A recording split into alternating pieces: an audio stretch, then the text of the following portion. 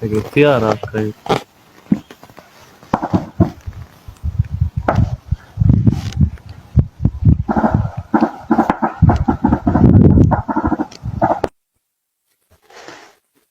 Coup de chapeau aux combattants de CMC-FDP Major Murindangabo Gafarachi Obed, major des RDF, commandant des OPS des RDF Front Kibirizi Bambo, a été neutralisé par les imbêtables tigres de Rimba de CMC-FDP.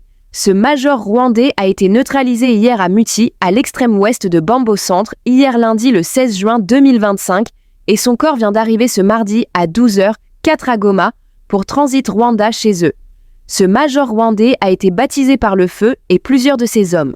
Pour exprimer leur colère, les RDF et M23 ont arrêté et tué à Rubona Mr Nzabona Habiambere, capita du village de Nyoni, dans le groupement de Bukombo hier même, et ont incendié 18 maisons des civils à Gitiri Mouchébéré, dans le groupement de Bukombo, non loin de Memweso.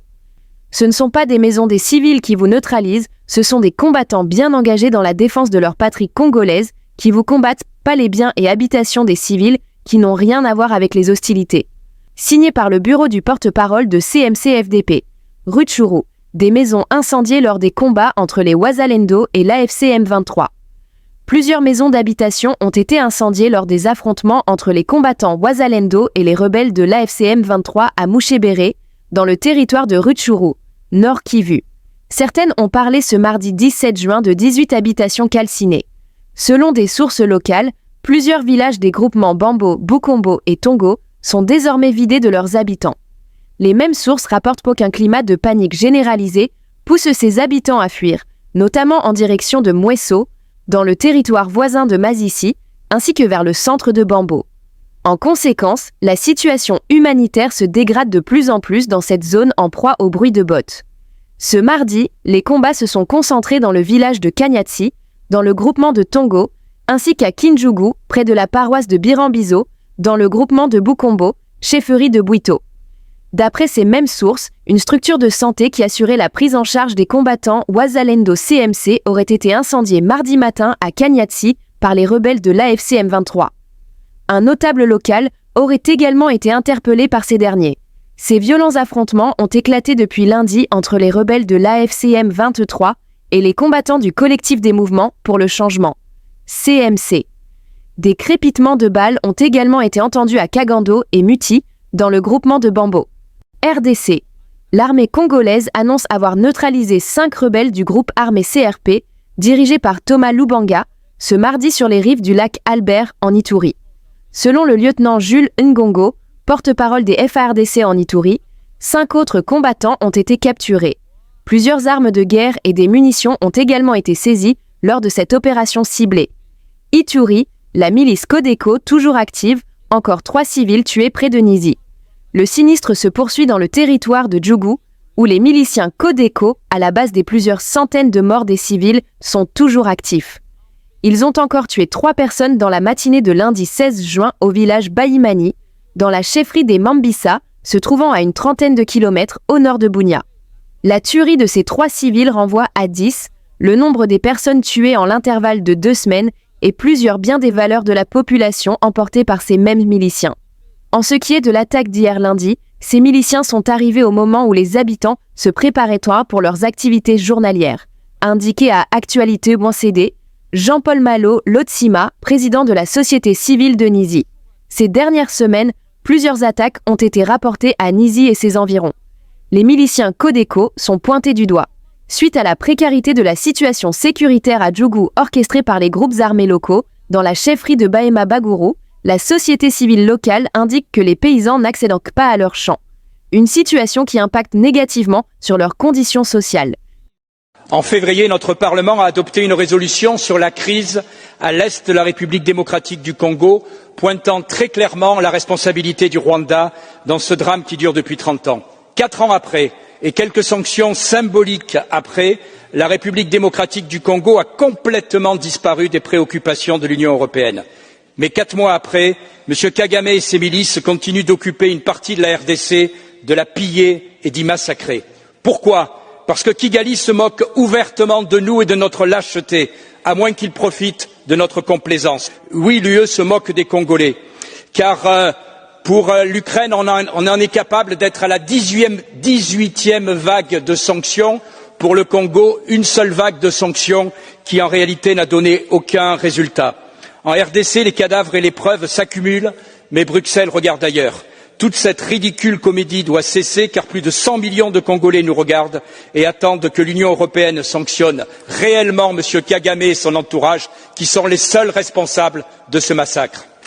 La personne la mieux placée pour porter cette correction. En fait, l'information relayée par le président de l'Assemblée nationale a été reçue de notre part. C'est le président de la société civile de MOBA qui a alerté les caucus des députés nationaux qui, à leur tour, ont communiqué au président de l'Assemblée nationale. En fait, il s'agit d'un drame réel qui se déroule depuis quelques années et que les chiffres évoqués est un chiffre cumulé depuis que les atrocités ont commencé vers les années 2020 jusqu'à aujourd'hui. Donc il ne s'agit pas d'un massacre d'une seule journée ou de 2 jours ou de 2 semaines. Donc c'est sur cette période que ces drames s'est produit. Nous devrions apporter cette précision que nous n'avions pas au moment où on a communiqué avec le président. Donc le président de l'Assemblée nationale n'est pour rien dans cette communication. Donc il a fait écho de ce que nous lui avons dit et le président de la société civile avait omis de nous donner cette précision qui est très importante. Nous remercions le président de l'Assemblée nationale qui est très sensible aux difficultés, aux problèmes qui touchent nos populations, qu'il est vraiment engagé pour chercher les solutions de paix et de développement de notre pays. Nous continuerons à les remercier pour sa sensibilité. Cette clarification intervient après la publication d'un communiqué de l'Assemblée nationale à la télévision nationale rectifiant l'information diffusée par le président de l'Assemblée nationale lors de son intervention faite en guise de compassion en réaction aux éléments transmis par les caucus du Tanganyika.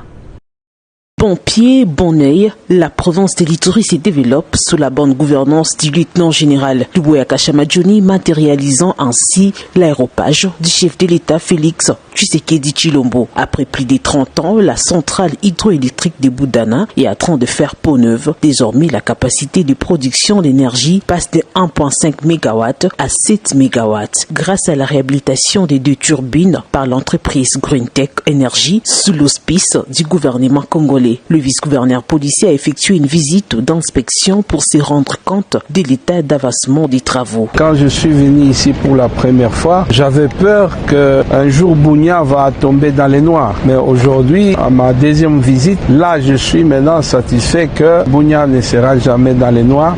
Au contraire, on est en train d'aller aux étapes pour que tout Bunia soit vraiment à 100% sans délestage. À ce stade, 80% des travaux sont réalisés, de quoi réjouir le vice-président de l'Assemblée provinciale, l'honorable Masumbuko Andabayi. Tout ce que nous avons trouvé ici nous rassure que d'ici 2 ou 3 mois, la ville de Bunia sera éclairée et il n'y aura plus de coupures de courant. Dans l'élan impressionnant du développement de la province de l'Ituri, l'entreprise Greentech s'emploie à alimenter tous les 24 quartiers de la capitale provinciale, a dit son directeur, M. Moulimimoa Dieudonné. Là où il y a l'électricité, il y a le développement, il y a l'électricité, il y a l'eau, il y a la route. Et nous sommes en train de participer aussi au développement de la province. Sans courant, il n'y a pas de développement.